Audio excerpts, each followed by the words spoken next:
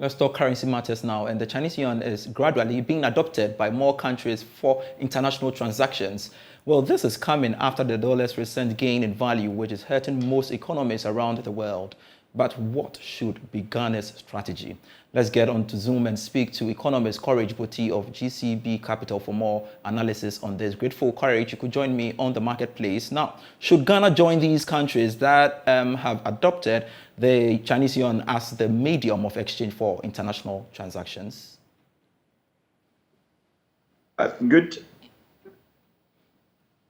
Good afternoon, Piers. If you could take the question again. I'm asking you that should Ghana take a cue from other countries that have, kind of adopted the Chinese yuan as a medium of exchange?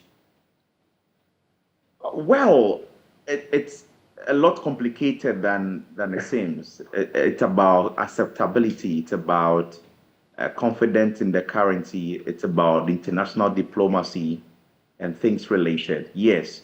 Some countries may have adopted that. I think Argentina, the Saudis, I believe, and a number of other countries are in the process, and China is actively looking at that space of gaining dominance there and competing with the USD, really.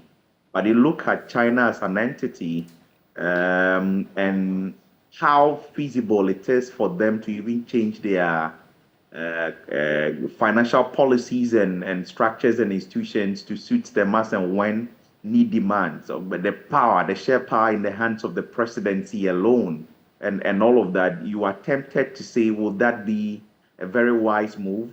Can it not backfire? At the end of the day, you are also thinking about, yes, China is a big player in the global world now, but what is the percentage of global reserves held in the renminbi? Really, it's about 3% from an IMF data I've seen recently. And if you look at SWIFT transactions across the globe, really, the yuan's share in that is just about 2%, really.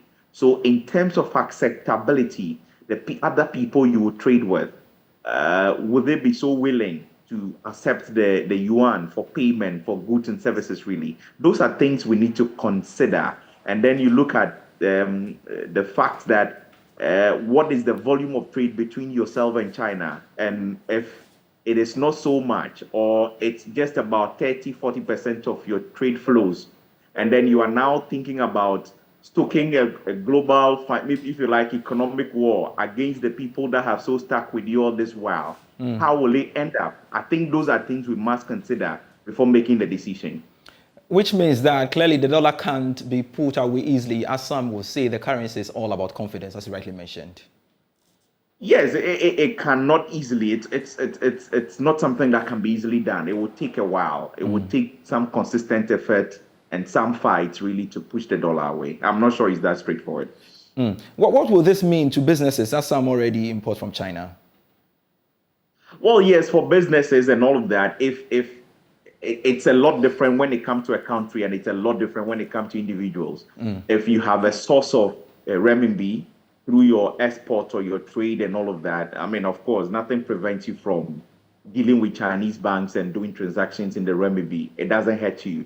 But on a national level, then it becomes economic diplomacy, and a lot other things are involved, really. And that is what I think attention must be paid to. But for businesses and all of that, you serve your interest, and to the extent you can earn your flows from your trade sources, really, I think you are fine. You're fine.